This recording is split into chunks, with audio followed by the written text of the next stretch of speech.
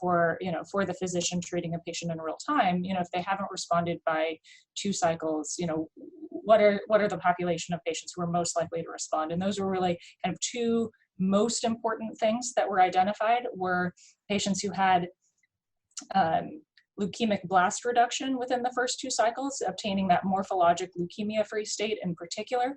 About 40% of patients who ultimately went on to get a response after 2 cycles had that MLFS happen earlier within the first cycle or 2.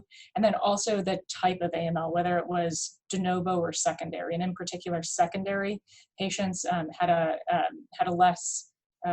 were less likely to have a response thereafter. And so there was this, it was called a CART model, a CAR-T model, where they looked at these different characteristics. And so in general, if you had a MLFS or you were a newly diagnosed de novo AML patient, you still had a very reasonable likelihood of responding in subsequent cycles. And then, the other question is, if you respond later, is your response not as good? Does it not last as long, or is your survival impacted?